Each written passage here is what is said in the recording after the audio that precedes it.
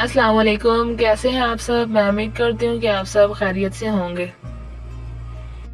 जैसा कि आप सबको पता है कि सर्दियाँ आ रही हैं और सर्दियों में सबसे जो मशहूर डिश बनती है वो बनता है सूप, जिसको पी के इंसान को गर्मी का एहसास होता है, सर्दी दूर भाग जाती है।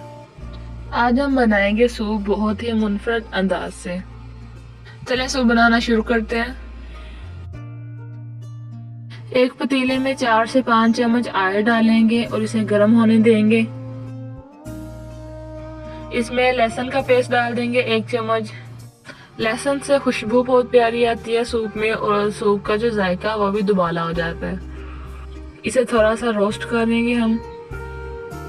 आप इसमें अदरक का इस्तेमाल भी कर सकते हैं, वो सेहत के लिए भी अच्छा होता है, उसका मज़ा भी और उसका टेस्ट भी बहुत मज़े का होता है। हमारा लहसुन फ्राई हो चुका है, अब इसमें बारीक कटे हुए प्याज डाल देंगे। प्याज भी ज़्यादा जलाने नहीं है, सिर्फ हल्के से नरम करने हैं।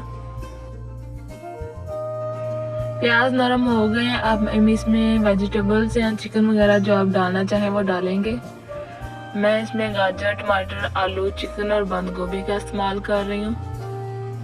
आप अपने पसंद की कोई भी सब्जी डाल सकते हैं, आप शिमला मिर्च का इस्तेमाल कर सकते हैं और जो सब्जी आपको पसंद हो आप उसका इस्तेमाल कर सकते हैं। आप इसमें गोभी का इस्तेमाल भी कर सकते हैं। जो मौसमी सब्जी आपको पसंद हो आप इसमें शामिल कर सकते हैं।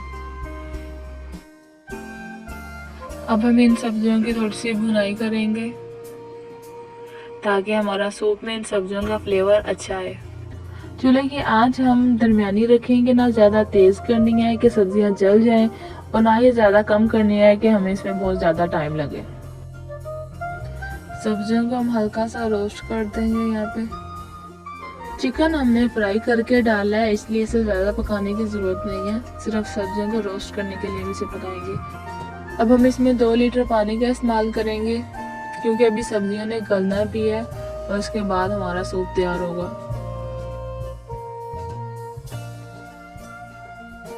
1 चम्मच नमक का इस्तेमाल करेंगे हम इसमें।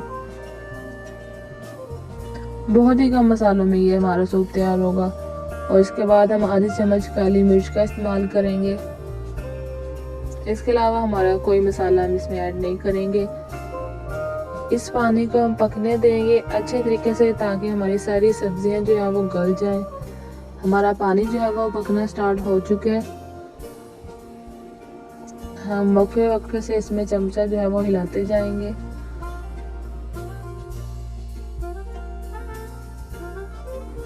पानी जो है वो उबलने लग चुका है, लेकिन हमारी सब्जियां जो है वो अभी तक गली नहीं है। इन्हें हम थोड़ा सा और पकाएंगे ताकि हमारी सब्जियां जो है वो अच्छे तरीके से गल जाएं। अब इसमें सोया सॉस शामिल कर दूंगी मैं। मुझे खट्टा थोड़ा ज़्यादा पसंद है, आप अगर नहीं पसंद करते खट्टा तो इसे आप छोड़ भी सकते हैं। हमारी सब्जियां जो है वो पक चुकी हैं। अब इस पानी को ठीक करते हैं। इसमें जाएगा कॉर्नफ्लोर। रफान वालों का कॉर्नफ्लोर इस्तेमाल करती हूँ मैं। 4 चम्मच कॉर्नफ्लोर के लेके इसे पानी में अच्छे तरीके से मिक्स करके इसे पानी में डालेंगे ताकि हमारे सूप में जो है वो गिल्टियाँ ना बने। बाजार से जो हम लोग सूप पीते हैं उसमें कॉर्नफ्लोर की बजाय उन्होंने माया इस्तेमाल की होती है, जो कि हम कपड़ों को लगाते हैं और सेहत के लिए बहुत ही नुकसानदा होती है। अब चम्मच हिलाते हुए हम इसमें कॉर्नफ्लोर डालेंगे। आपको जितना थिक चाहिए आप उतना कॉर्नफ्लोर डाल सकते हैं। अगर आपको इसे ज़्यादा थिक चाहिए तो आप और कॉर्नफ्लोर पानी में मिक्स करके डाल सकते हैं। हमारा सूप जो है वो रेडी होने वाला है। कुछ लोगों को सूप में अंडा भी पसंद होता है, वो इस स्टेज पर अंडा भी शामिल कर सकते हैं। हमारा पानी जो है वो थिक हो गया, यानी कि हमारा सूप जो है वो तैयार हो गया। जो लोग अंडा नहीं पसंद करते वो अंडा ना डालें। मुझे भी अंडा पसंद नहीं है, मैं भी इसमें अंडा स्किप कर रही हूँ। डेकोरेशन के लिए ऊपर लगाएंगे हम। हमारा सूप जो है वो बनके तैयार हो चुका है। ये हमारा फाइनल लुक है। ये बच्चे बड़े बूढ़े सब इस्तेमाल कर सकते हैं, सबके लिए एक मफीद है ये। आप इसमें चाट मसाला भी डाल सकते हैं, लेकिन मैंने इसमें सोया सॉस डाली थी इसलिए मैं चाट मसाला इस्तेमाल नहीं कर रही। लास्ट में आप इसकी अंडे से डेकोरेशन भी कर सकते हैं। अगर हमारी वीडियो पसंद आई हो तो हमारे चैनल को सब्सक्राइब कर दें और हमारी वीडियो को आगे शेयर कर दें।